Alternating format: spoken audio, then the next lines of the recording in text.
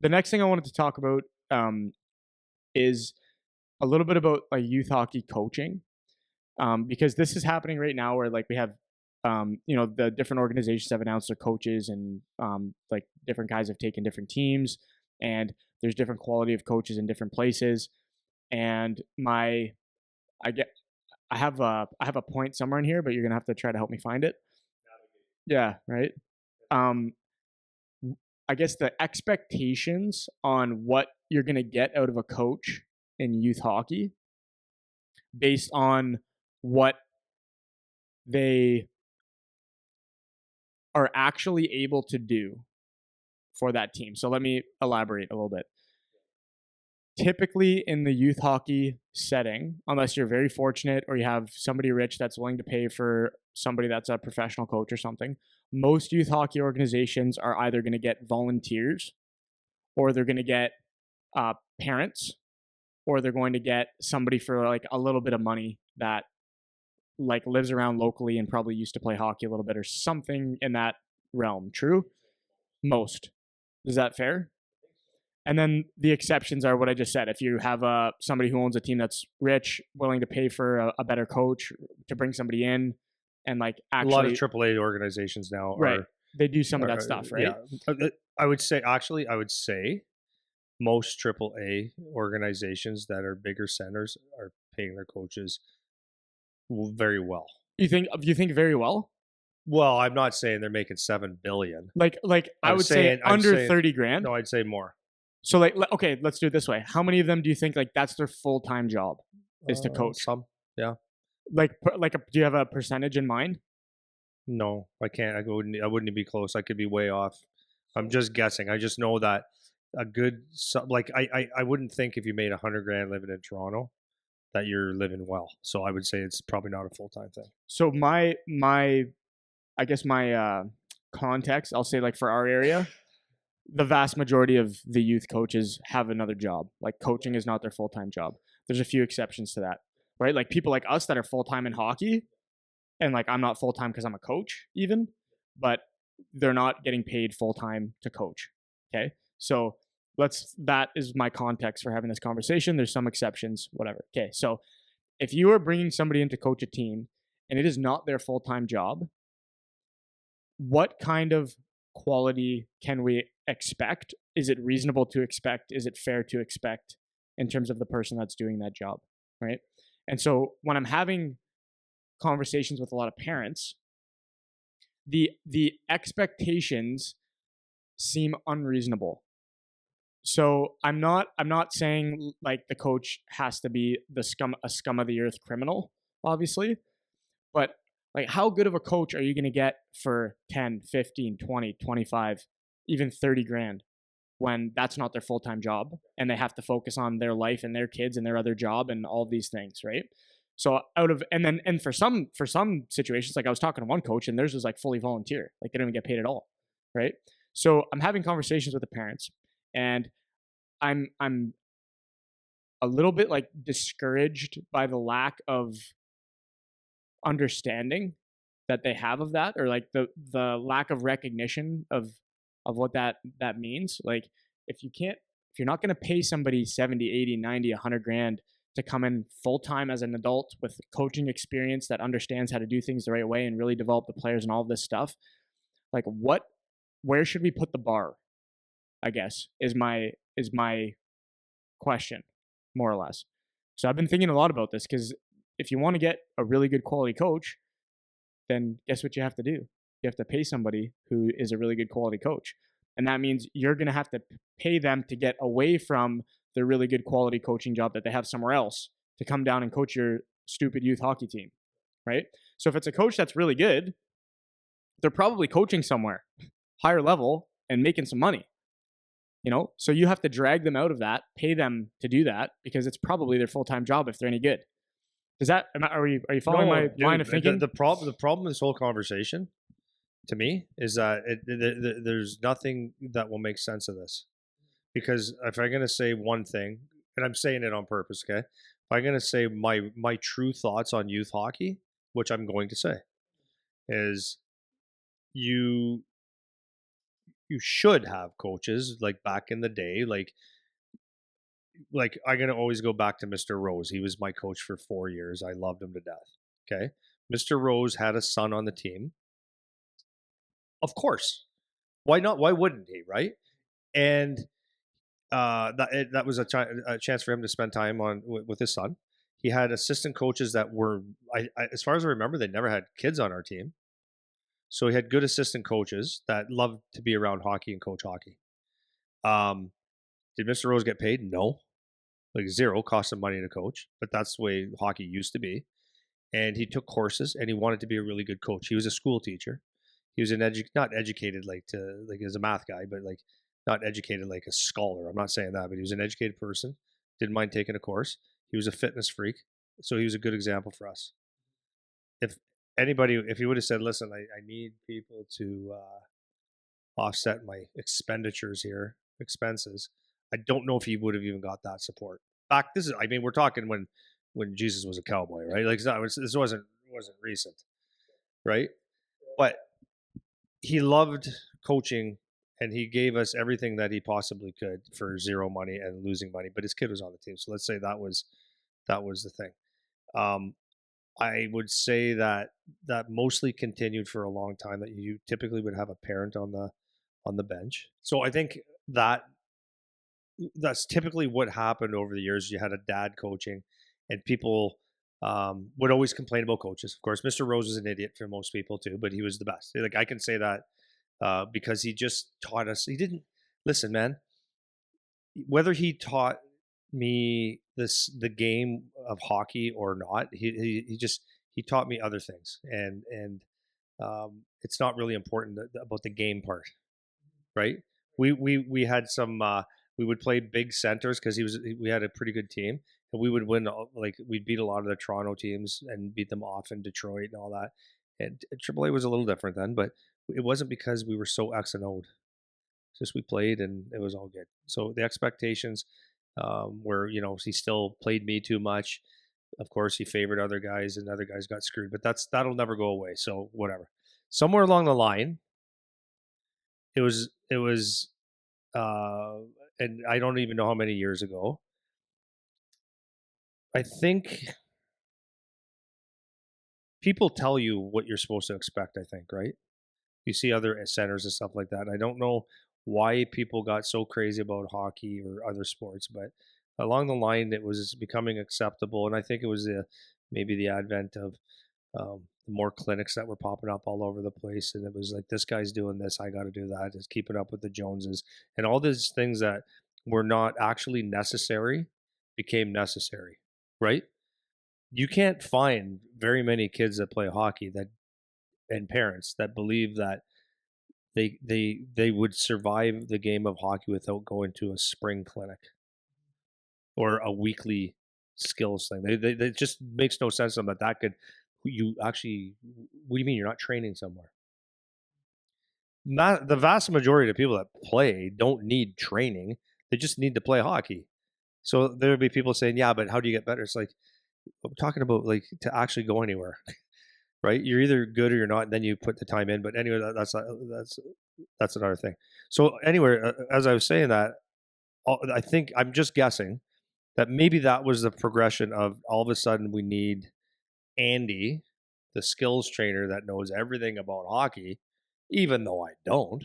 I know a lot. I know some things, but I got buddies of mine that I played with, like let's say Chitteroni that I ran into 2 weeks ago, and we talked for 3 hours the other day.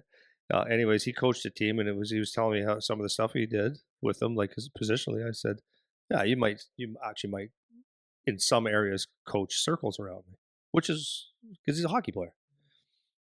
But somewhere along the line, your skills coach that can sell you how great he is, and can do whatever dangles and stuff like that, became the guru of hockey, right? There's so many people down here when I moved down here when I was doing my thing that were like, you're sickest player ever. I'm like, well, you've never seen me play though. You're going by how I skate, shoot, and it's skills, man, right? So you can't say that. You can't say that. But anyways, then this has been the new, like, I think it's like, well, if you coach me, like, how much? Because you're already charging. That became acceptable. And when I coached, the first time I ever coached, like, not ever coached, but when I coached in the States, that's what it was. I didn't go there and say, okay, I want to be a coach and make money on youth teams. I was coaching the or skills coach Bell Tire, and I had a whole bunch of U.S. kids.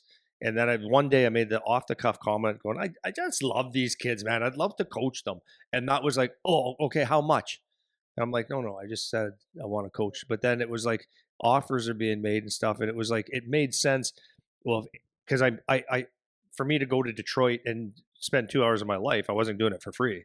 It was my business, right? I got hired to do that. So then I guess the logical step for them was to say, well, we got to pay him to go. And it was the most uncomfortable thing in the world. I'm like, I can't imagine coaching 14-year-old kids and putting a dollar value on it. I couldn't even come up with that number myself. I said, you guys have to do it, because now it was, this is my business. And if you would like me to come over here, and they convinced me to do it, but if you want me to come over here and coach, like, it's now I'm taking away from my business money. Like, so, right. So anyways, I think that was the advent of, it makes sense, right? Like, that's where coaches started to get paid. So now it went goofy. So what's your expectations? Like, I know this, like I said, I don't know if there's a way to answer this. What are your expectations? Like, my true expectations, I'm being 100% honest. When I had my kids growing up in hockey, my expectations of coaches were zero. I hoped that, I didn't hope for anything, actually. I hoped I hoped that they were good people. Hope they were more of a positive influence on my kids, all my kids' life. That's volleyball, all the sports that they played, hockey, whatever. I hope they were more of a positive influence, and they showed them how to play the sport the best that they can. So if when my daughter played volleyball, you hope that she learns how to play volleyball well. When she had track, you hope she's learning how to be a good track athlete, because all this stuff can translate in life. As far as hockey goes, like, I didn't expect, okay, if you're going to take a team, you expect the coach to understand what a breakout is, a forecheck, something that looks like a power play, something that looks like a penalty kill, and something that looks like a little bit of a system, and some organizational, like, lines that make a little bit of sense and stuff. You hope for that, but my expectations after that were, and running a decent practice, but that's even asking a lot of times. So my expectations were like really all, like, I mean, diddly shit. I didn't have expectations because I come from a hockey background, and most people, especially if you haven't been in well, even if you've been around hockey a long time, doesn't make you really smart at hockey, It right? doesn't at all. No, it doesn't. Yeah, it doesn't at all. Because, like, there's some things that I'm just not good at, and it's not that I'm not good at it. It's like I don't have the capacity to put my heart and soul in that piece. Like, I like video when I'm teaching someone. Like, if I was to take someone, I don't do a lot of that, but if I was to teach someone, I could teach from video. But I'm not a guy clipping things and making that the best. I'd be horrible video coach, or like really true X and O guy that could just take a game and just, that's a different breed than me. So, anyways, from a coaching standpoint, for me, my personal expectations were zero. And then if you got something good, that was great. So, like, the team my son got drafted from, his coach Matt, great coach. But what do I mean by that? I always say he was a great coach for that level. He's not an NHL coach. He's not an OHL coach. He's maybe not even a junior coach. I don't know, but he was good for that level. Why? He was good because he had a line that was fun enough to be fun, and the other side where he was strict enough to be strict. So there was a line that you just couldn't cross over too much, but it was like perfect for 14-year-old kids. Close, but not too close. Yeah, it's good. Perfect. He knew the game enough to have expectations of working hard, and some systems, face-off plays, like different things to give the kids the tools to play the game, but not too much that it was overthinking. So if you worked hard and you did ABC to the best of your ability, roughly, and and we got a little bit of talent, we'll be pretty good. And they were very good. And it was fun. It was serious. It was fun. It was good. It wasn't great, but I don't mean that in a negative way at all, because he's not DJ Smith.